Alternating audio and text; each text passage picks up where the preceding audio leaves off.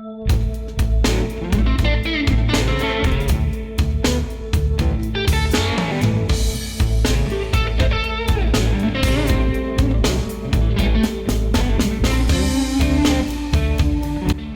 everybody and welcome to Moments in YouTube. My name is Abel Bernardo and I am the director and producer of Moments in YouTube. Today we are broadcasting directly from the great city of Chicago to all over the world. And we have a special guest. His name is Frank Geiser. He is a multimedia artist and interdisciplinary artist. And here he is with us. Let's give him a big welcome. Welcome to Moments in YouTube. Frank, how are you doing? I am good. Good to see you.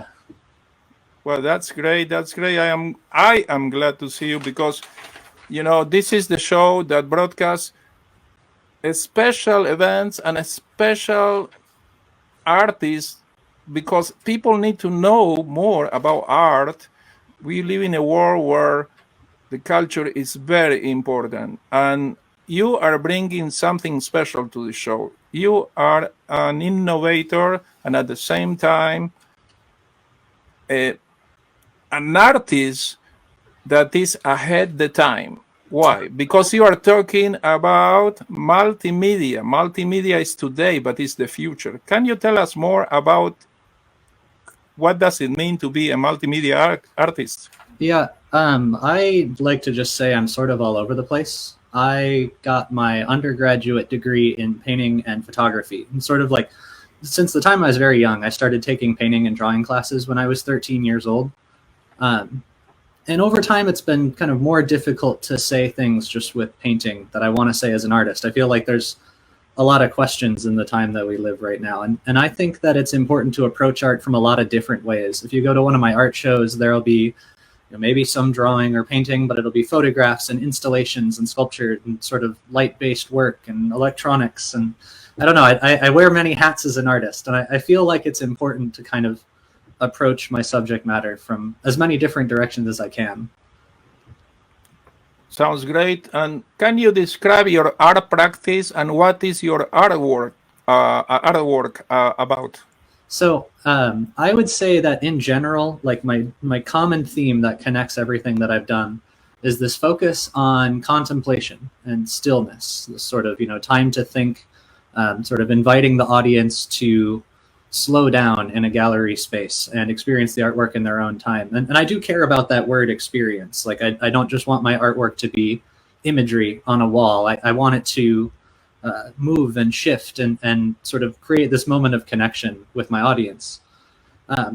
I work primarily as a light-based artist right now, which is a sort of catch-all term, I think. I work a lot with LEDs and microcontrollers and sort of electronic components to put things together and fade things at various timings. I still occasionally work in painting and drawing, but I would say that my other sort of background is photography. In undergrad, I took a darkroom photography class, and it's sort of been this like itch. I kind of fell in love with the process. And so photographs to me are light and time. And the rest of my work, I think, sort of builds off of that, this idea of like light and time in a space. I approach my sculptures, my installations, all that type of stuff the way that I approach photographs. Well, it sounds really interesting. And we would like to go and visit one of your places where you expose or show your art, really, because can you tell us later maybe where can we find your art, or if you can tell us now, if we are interested, we are really interested to go. Do you have a website? Yes, I do. My website is my name, so frankgeiser.com. It is kind of organized by series. So because I make so many different things, if I just put every title in my website menu, it would be a really long menu. So you can sort of see these general series that I work in. And that's kind of how my brain connects the different artworks that I make. It's sort of, like this series is this many sculptures, it's this kind of set. But yeah, it's just frankgeiser.com. You can check it out there. It's got sort of an artist statement on the splash page. And, go through my work and see what I've done there. Yeah, no, definitely. Everybody that is watching the show should visit your website, and they should leave a comment about your art. And if they have any questions, that would be great because Frank will be willing and able to answer your questions about his special art that is, I would say, unique because most of the people paint or do typical things, but your art is different. That's why people should know more about your art. And tell me about this. Can you talk a little bit about the trajectory of your work and how you arrive at work, at the work that you make today? Yeah, absolutely. So as I said, I sort of started in painting, and I really fell in love with figurative painting. So I was painting people. I had this sort of whole series when I was first trying to figure out how do I mix painting and photography, where it was like sort of painting strangers. And I ultimately sort of arrived at this sort of wall or block, which was I wanted to speak to greater themes. I think I sort of wrestle with the big existential questions that a lot of us face, and that sort of distills itself down into my work. And so in graduate school, I got into graduate school. I was a funded graduate student. I got a scholarship at University of Kentucky, and I was also able to teach there, which is really awesome. But I wanted to sort of learn kind of how the things around me worked. I was interested in electronics. I was interested in computers. I was interested in like how do I program, an artwork to do what I want it to do. And that ultimately sort of manifested itself in this sort of focus on contemplation, which I think comes from a photo series that I actually started on a fellowship when I was an undergrad. So I had this photo series where I went to different monasteries around the world. I spent about 3 months traveling in India and Greece. And then later I went back to Europe and then eventually Alaska and traveled throughout the US. And it's been this multi-year long photo documentary project, just photographing like monks and churches and babas and ascetics kind of around the world. And it sort of seems like a really niche, weird thing to get into. It sort of just came about because of this fellowship was focused on interreligious dialogue. But it's these really quiet sort of contemplative spaces have had a really big impact on me. And so slowly I've been sort of figuring out, well, how do I use light and technology and these tools I learned in graduate school to sort of approach that or recreate that maybe outside of a religious context. I'm really interested in doing that in the gallery space or in the museum space for people. And then when COVID happened, I feel like everybody took a step back and really started thinking about this sort of, what does it mean to be in isolation? What does it look like, to be sort of confined to a small area? And this photo series, I think, really took on a life of its own. And that's sort of how I think people understand it today, is wrestling with those themes. I understand. So it seems to be that your work or your artwork has changed over time, yes? Oh, definitely. Yeah, very much so. Even just the mediums I work with, but also sort of just my approach to showing things. I would say that sort of my work I'm trying to work on right now is I've sort of put up these big barriers in between certain things. Like it's hard for me to show photographs and sculptures together right now, and I want to take down these barriers. I want to work on including all of these things together in a gallery space. Oh, sounds very interesting. And tell me about your experience in Europe. Were you influenced by European artists? Absolutely. I mean, I also studied art history in undergrad, and I've taught art history courses at Purdue Northwest and at Purdue University Fort Wayne. And so like art history, I wouldn't say that like, all of my ideas come from art history, but you slowly realize that like a lot of the impact of your work is connected to themes and ideas that people have had throughout our entire history as a species. And but when I was in Europe in particular, I mean, when you're in Europe, the history is so much older than it is in the U.S. Because I mean, with the U.S., like Western civilization and the U.S. civilization. It's just not that long of a time frame. Hmm.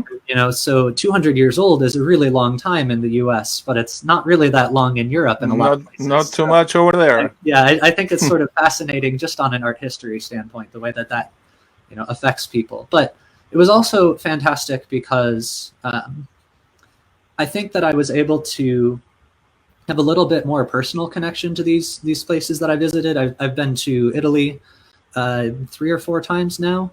I was in Paris for a while, and I think having something that you sort of like want to find in those cities, it creates a better experience than just sort of wandering as a tourist, which I feel made it much stronger, a much better experience for me as well. Well, it sounds really interesting what you're saying, and exciting, because I traveled to Europe many times, and I love it. I love Europe. I love the United States. I think every country, every area in the world has something different, interesting to give us. We can learn from history, from people, from everything. And tell me about Spain. Did you go to Spain? I haven't been to Spain yet. No. My wife and I were kind of debating between Spain and Italy for our honeymoon, and we ended up going to Italy because it was a place where I already knew some people to stay with and a longer thing. But it's on my list. I have some friends in Seville. I want to visit Barcelona someday. I'll get there eventually. That's my idea. Well, because we are a channel that broadcasts to Europe and South America in English and Spanish, we have lots of connections with everybody around the world. And we are lucky we are able to connect in 2 languages. And hopefully in the future we will be able to broadcast in another languages. But we are happy we can broadcast in English and Spanish, and that's for sure. But what I am saying is that in Europe, in Spain in particular, we we have a magazine that is based in the city of Chicago. This magazine is Chicago Modern Art, which I am the director of the magazine. That's one of the reasons why you are invited, because we are here in the city of Chicago, and we want to show to the world what people from Illinois, from Chicago, can offer, because this is a very important city from the artistic point of view.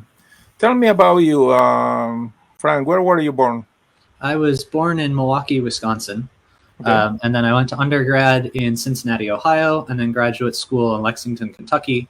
I'm currently living a little bit south of Chicago right now and sort of making my way into the city via Metro. Mm-hmm. And I teach at Purdue University Northwest, which is just across the border in Indiana. So I've sort of traveled the Midwest at this point. I feel a connection to here and the weather, and my family is still based in southern Wisconsin. And I feel like Chicago has this really huge influence on the Midwest, but also on the U.S. in general.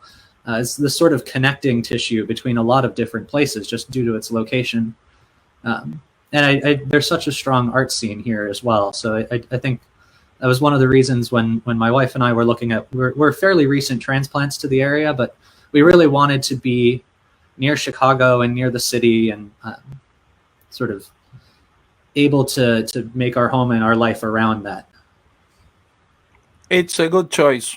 I tell you, you're not biased at all, of course.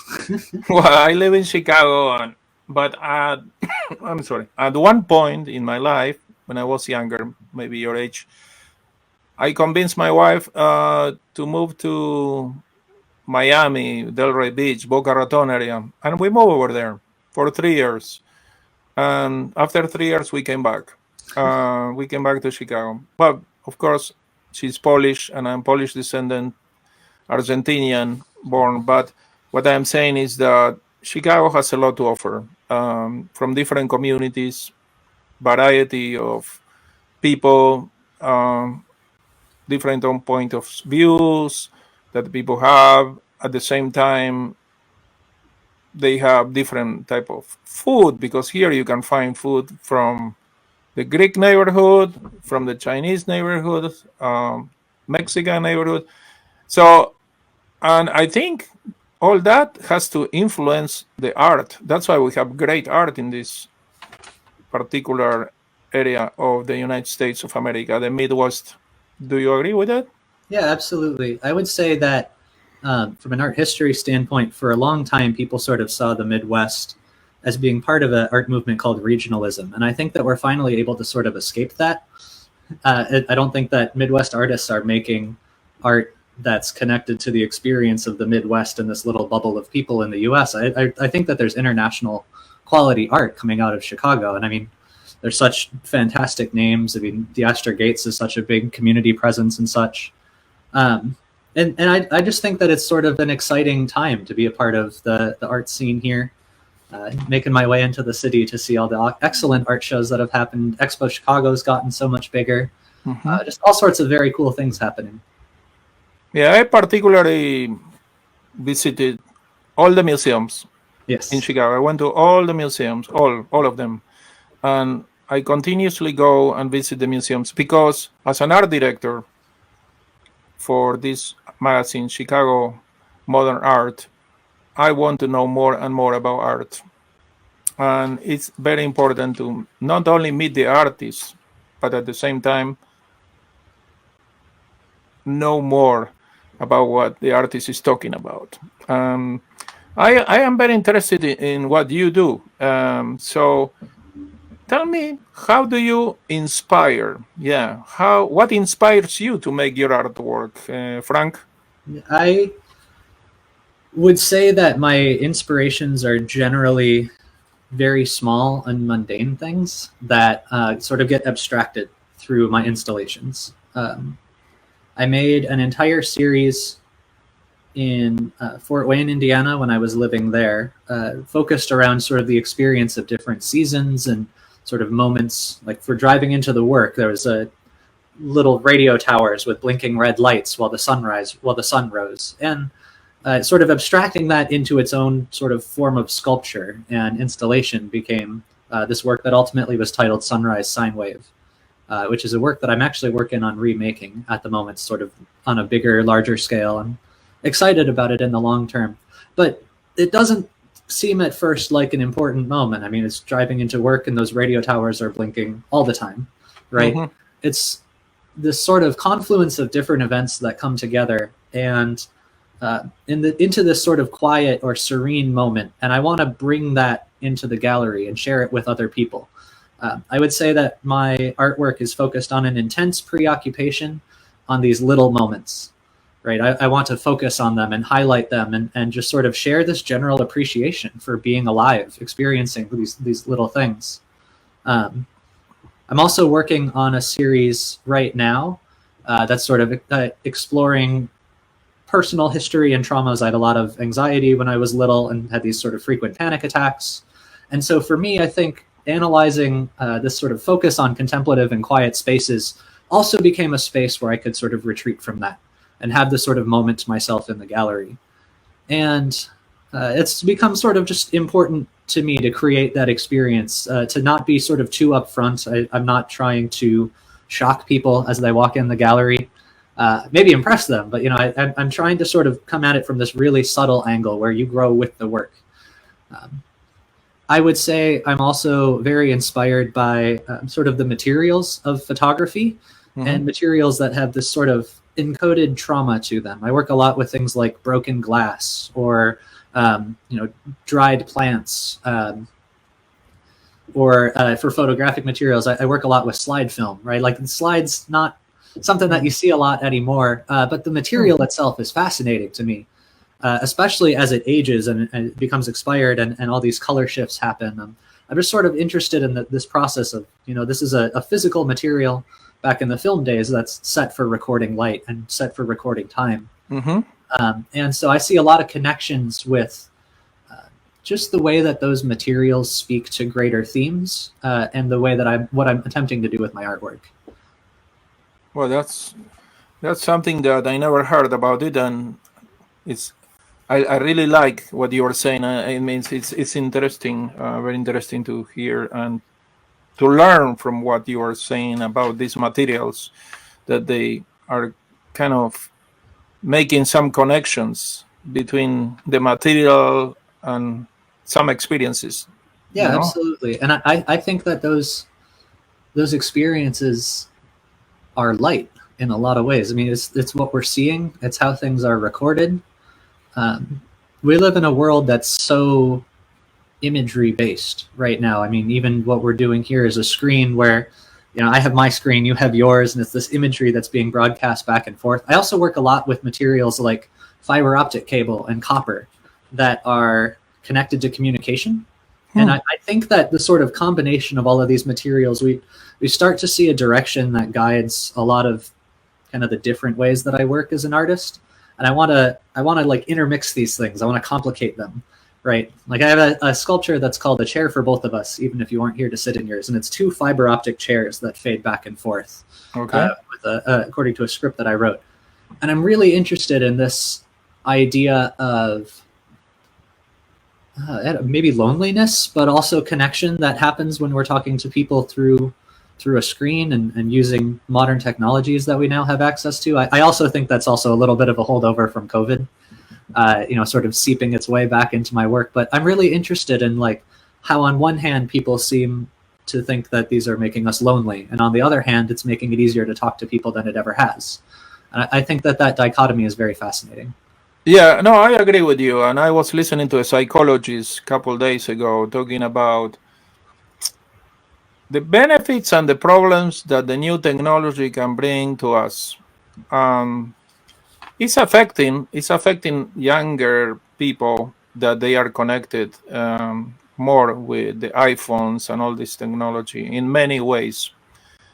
And the older people like me, we got put our hands onto this new technology, and we benefit because we see the plus and the minuses. And the idea with everybody is that connects with this type of technology, iPhones and computers and all that, is to try to look at these devices and try to use them accordingly with the needs that they have, but not to abuse them or and forget that there is a life outside of the iPhone. Yeah, When many absolutely. people they submerge inside of a virtual world and they forget that there is a, and that's a message from me. But what do you think about it? I think that it's important to me to use these technologies in my artwork if that's somewhat what the art is about. And this is part of why I drifted away from just making paintings and just doing drawing, is I felt like it was really hard for me to talk about these themes using traditional materials. Um, if I wanted to explore sort of personal histories and memories that I have and explore how they relate to things like screens and computers and technology, I felt like it was important to actually include the screens and computers and technology. I sort of started off on that kind of base assumption, especially in my work in graduate school. I did an installation piece that was only experienced through a screen for most people when I was in graduate school, where I basically set up this large dark chamber where I was standing in it, and it was connected to a web portal, so people could submit messages like you're typing something into Google or typing something into a text chat. Mm-hmm. And all that I promised was that it would be read. And it showed up on a screen and slowly created this photograph that was an hour-long exposure of me sort of attempting to hold still while I read these messages. It's, as I said, kind of all over the place. But this, to me, was a really powerful experience. A lot of people came on and tried to, send me a supportive message. A lot of people posted, memes and really silly things. And it was this sort of combination of everything happening at once, and the sort of dichotomy between using these technologies to create genuine connection and also using them to, I don't know, be silly and be ridiculous or random or sad or confessional. And I'm just sort of fascinated. I think that there's enormous potential in these that, if we aren't exploring it through art, is only going to be explored through a commercial standpoint. It's only going to be explored through somebody making money off of it. And I think it's really important that creatives sort of cement themselves into this technology world as well. I think that it puts artists in the position to use these technologies to give back to their community, and I really think that's the positive way forward with all of this. I see a lot going on with AI right now and ways that it can be used or abused, and I really think that artists are going to sort of arrive at ways to use those technologies in healing ways as opposed to sort of purely crass or commercial ones. And talking about AI, artificial intelligence, for the people that they don't know what that means, it's kind of a tool that could be really useful and could kind of make people that they are not artists into artists. So what do you think about it? Because today you can use that technology and suddenly make a drawing, make a movie. How do you differentiate who is the real artist and who is the one that call himself an artist because he wants to make money with that technology? Yeah, I think that it's really important to decouple the process of being an artist with the result of it, which is artwork. And if you're using an AI tool to make your artwork without a lot of depth in your own experience and without really sort of fundamentally asking questions with it, you can't really get better at it. It's not a process that you're sort of in the long haul for. It's just, does the tool get better that somebody else makes? And then you're sort of, I don't know, better as an artist at that point. The process of being an artist isn't having finished artwork. It's figuring out how you speak to the world. It's figuring out how do you sort of distill your own experiences into art and into something that can be shared with somebody else. And while I think that there's definite potential to do this with AI and new tools, I also feel like there is this tendency of people to assume that because the finished result looks fairly polished, that it's replacing artists. And I don't think that's the case at all. I think that what artists do is this sort of distilling their own process down into, artworks that communicate their intention better and better throughout their entire life. It's sort of this in it for the long haul idea. I also think that there's sort of problematic aspects of AI tools and databases which utilize artists' work without their permission. If you're saying, oh, anybody could do this drawing that now looks like this artist drawing, well, it's because that AI has been trained on different models and different images of that artist drawing. It's sort of aggregating it. And I think I'm much more interested in general in seeing artwork that deeply explores somebody's personal experience and teaches me something about them than something that aggregates what a lot of people think. Or what a lot of people's things look like. And I think that that's sort of at the boundary where you start breaking into the really exciting artwork that's being made all around the world and the contemporary world right now is this sort of boundary pushing, very personal artworks that sort of approach things from a unique angle. No, I agree with you. It's like to make music, and you have to put the heart into that. Yes, absolutely. You have to, the music, the art needs the human touch, the inspiration, and everything that a machine will not do for you. Yeah. Well, and the machines are really good at making statistically average results. Yeah. It's very good at making an average drawing, or it literally averages data that it gets from this many drawings. And like if I was going to come at it from sort of a snobbish perspective, I could say I'm not interested in average drawings. But more so, I am interested in sort of people's unique and individual takes on things that they arrive at that don't come from necessarily places where it's just sort of an aggregation of what they've learned. I want people to develop their own voice, and that's the artwork I'm interested in seeing. And I agree 100% with you. You are a very creative artist, and a machine will never replace you. I assure you that. And another thing, Frank, I wrote a note for myself to be sure I ask you this. How do you overcome creative blocks? I think that for me, creative blocks have always been associated with media. And there's like which media I want to use. Do I want to paint? Do I want to draw? Do I want to take photographs? And part of the reason that my practice is so interdisciplinary is because it allows me to sort of work with what I'm feeling inspired to work with at that time, right? If I run into sort of a creative block when I am approaching a photo series, maybe I need to work on it as a sculpture. And this is, I'd say, sort of a wishy-washy process. I wouldn't say like I have this, list of things that I look for, but having this sort of broad focus on things that I want to make has really allowed me to focus on the artworks that I feel really driven to make at that time. And that doesn't mean that they always get finished, right? I think that that's another part of that kind of decoupling the work of being an artist from having finished artwork, is that oftentimes your creative blocks are an important part of the process. I don't really know what I'm doing with this imagery yet, or I don't really know what I'm doing with this process, or I'm feeling really frustrated by these results, is just as important in the long run to making the artwork that you want to make as when everything goes perfectly, right? As you're sort of experiencing and understanding that this process that I'm doing either isn't providing me with the joy that it needs to provide me to keep working on it, or it's frustrating because it isn't speaking to the things I want to speak to. And that's a really clarifying process. So it's sort of avoiding the question, but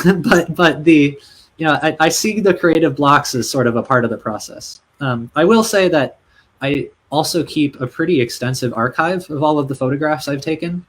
I forget, probably 60 or 70,000 photographs that I have stored on my hard drive and different, Wow. Archive files and this type of thing. A lot of them are in film. I keep just, boxes and binders of film that I organize. Mm-hmm. And for me personally, investigating that personal archive has usually resulted in new ways to look at things. I'll look at a photograph from 8 years ago, and it's a very different photograph now, not because, the data's changed, but because I'm looking at it with new eyes. And I think photography is also a really special media just for that reason. It's, something where you can collect and store and archive these works and images in a much more convenient format than something like a drawing or painting, where you're going through, big sheets of paper or canvas. And so for me, that's kind of also how I would avoid running into creative blocks. Is I look through my archive of photographs. I look for specific things that, maybe I overlooked the first time that I looked at them. I see. And tell me, how do you balance your personal life and your art practice, Frank? Well, I've been incredibly lucky to get a full-time teaching job that I start at Purdue Northwest this August. And so my main source of income will be teaching art. My wife's a pharmacist also. So as we work together, it's sort of different worlds. When I'm talking to her, it's the science, math part of the brain. And when she's talking to me in my studio, it's a lot more creative and wishy-washy and kind of all over the place. But I think this is an important process, is this sort of, not everything has to be this existing as an artist and what the artist thinks in this time. I think it's also really important for me to spend time with my family, for me to sort of take the creative pressure off of certain situations. I've done a lot of, photo shoots with family and friends, and I sort of see that as maybe not like a part of the installation, really crazy artwork that I do. I think of it a lot more as kind of just connecting to the people around me. And ultimately, those people are your support system, right? I have a really, really awesome support system with my family. I have I've been blessed with a lot of like institutional blessings and fellowships and scholarships and this type of thing. And I think that connecting to people around you is what you want your artwork to do ultimately. And so I see the process of sort of making sure that you create time for the people around you as another part of being an artist, right? That's the sort of balance of it. You can't just be this sort of tortured, self-destructive artist who's in the studio and reclusive and working all of the time. You need this sort of community of support around you. And so for me, it's not so much a question of like, do I split my time for this many minutes doing this and this many minutes doing this? It's what do the people around me need? Yeah, no, there is no doubt that everybody who does some type of work, you can be a physical therapist, you can be a mathematician, a teacher, a painter, an artist like you. We all need to balance our energy, because we like it or not, even if we love what we do, we get to a point where we need a little change to, like I said, balance the energy, recharge the batteries, so you can become a better and a better professional artist, teacher, whatever you want to be. So that's great that you are doing that, and that's great that you talk about your family. That shows how you are. Today we are in a society where people have a tendency to disconnect one from each other, and to have a great family, to connect with each other, to give and receive love. It's very important, and I can Absolutely. see that in you. You seem to be like you are exercising and doing what you are preaching in a way. It means you I try to. that's very important. And tell me one more thing here. How do you see the role of technology in your art? You explained a lot about it, but maybe you want to talk more about how do you see the role of technology in what you do? Yeah, as I mentioned before, I think it's important for artists to, at the very least, sort of exist in the forefront of things that are being developed. I mean, a lot of sort of the artist's role in society, to get all philosophical, is this idea of looking at things in a new way and approaching new ways of seeing and understanding the world visually. And I think that on one hand, technology is really just enabling to do that. How do we look at the world in new ways? Well, a lot of it is with tools that haven't existed before. But I also think that technology, when it's used in art, has this ability to be very grounding and to connect to people on a personal level in ways that developing technology often doesn't consider. I think that if you are a computer coder, you really understand sort of the ins and outs of your computer and how to get it to do what you want it to do. But I also think that artists are given the skills early on, in their arts education and their just sort of general practice, of using those technologies to connect to other humans. And so when we have entire social systems that are based around social media and these connections that happen through computer code, I also think that it's really important to see some of the unique and interesting directions that artists are using these same tools for.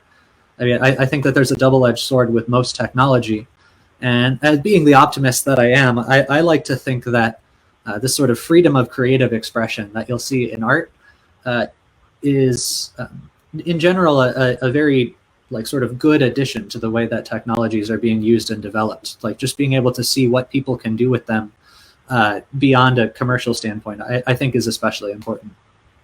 Yeah, no, without any doubts. The art connects people, and you artists connect with everybody and create sort of happiness in people's minds.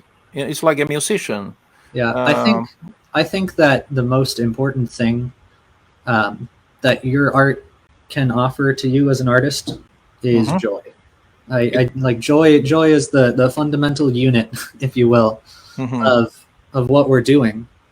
And I think that joy especially kind of connects to a lot of the other things that I said about feeling stuck and sort of trusting this process.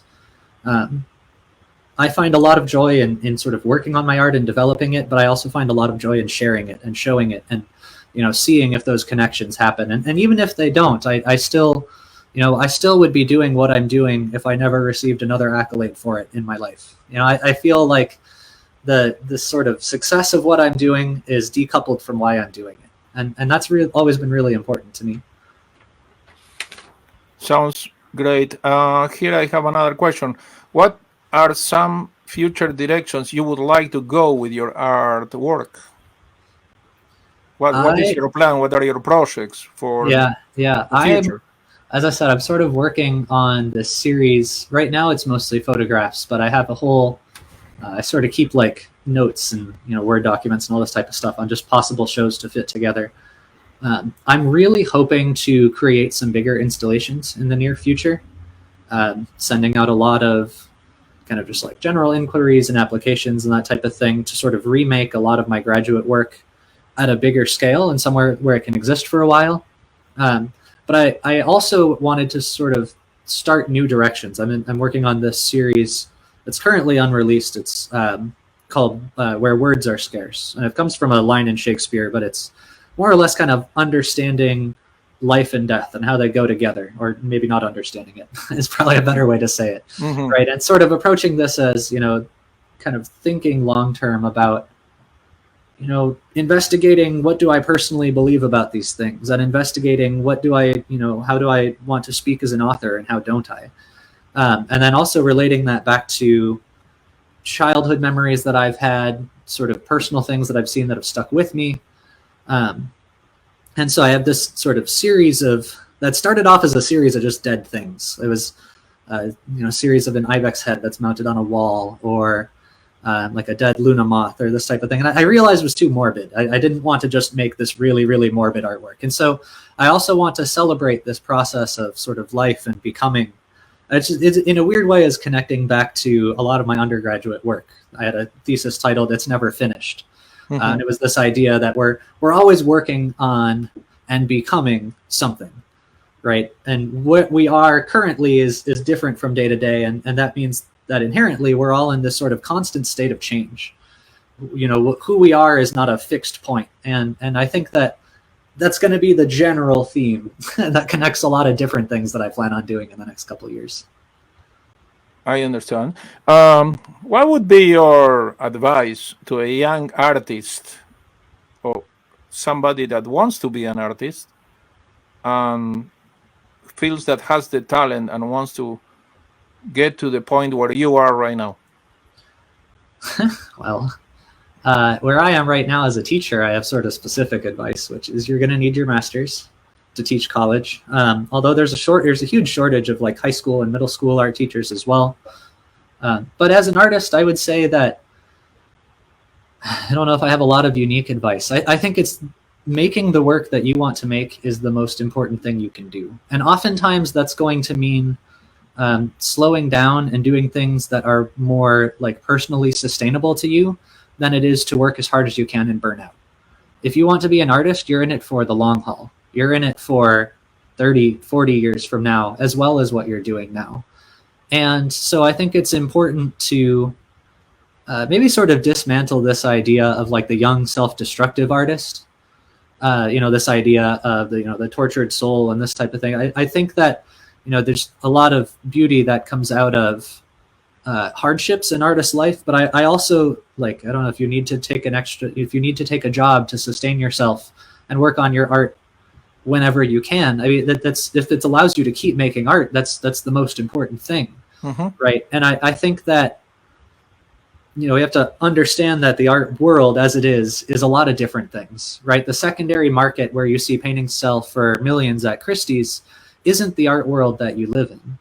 The artworks in museums that are from hundreds of years ago isn't the conversations that your art is having. And so this kind of comes back to my idea of connecting to the people that are around you where they are, being available, making time for your family if you can, making time for your friends if you can't, figuring out these senses, how do I create a community around my artwork is ultimately going to be much more important in the long run than working as hard as you can and sort of ignoring people and coming up with this unique genius vision of when you're in your early 20s. I don't know. That's what I would say. Sounds perfect. Frank, at the beginning of this great interview or conversation that we are having, you talk about your website where we can go and visit and see all your art, and you have a Facebook. Yep. That all this information, we will put it in the description of this particular video.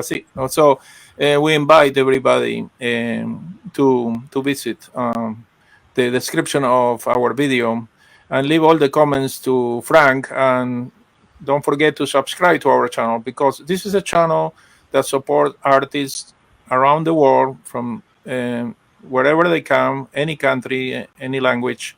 Especially English and Spanish, and we need your support to continue providing this type of interviews that are very important for our community, community of artists and community of people that admire the artists too. Everybody that loves music, art, should come to Momentos or Moments in YouTube, because this is the place to express yourself and talk about your art, like it's doing today Frank Geiser, our Midwest, I would call, because it's Milwaukee and Chicago Yeah. artist, multimedia artist. So, do you expose your art in different galleries? As much as I can. Okay. I'm working on sort of kind of reestablishing everything again since we moved to the Chicago area, which is both like challenging and exciting. I was showing at a big show at ArtLink in Fort Wayne when I was there, and of course I had all these connections to galleries when I was in graduate school in Kentucky. And it's always difficult being in a somewhat new place. But I'm excited for the year as it comes by. I'm hoping to show more in Milwaukee and Chicago, especially. I haven't shown in Wisconsin since like high school, so I'd love to have a show where I could invite more of my family out to easily come see it and that type of thing. I wanted to say also thank you so much for having me on, Abel. It's fantastic to talk to you. If people have any questions, they can also reach out to me directly on my website. There's a contact link that's in the top menu bar. And so if they have anything that isn't getting answered, that's another option that they have. Sounds great. Sounds great. To finish our interview, I would like to ask you, what the people that see your art, what do they think about your art? What are the comments? What do they say to you? I think most people are surprised at how the work sticks with them after they're done looking at it. I think that my artwork, I want my artwork to be sticky. And what people have told me is, even if it didn't appear to be, I don't know, it didn't seem to have this really great impact on you right away, that it sort of sticks with you as this quiet moment that you can reflect back on. And I think a lot of people have sort of taken a little piece of that with them and kind of get to grow with it a little bit. And that's my hope as an artist.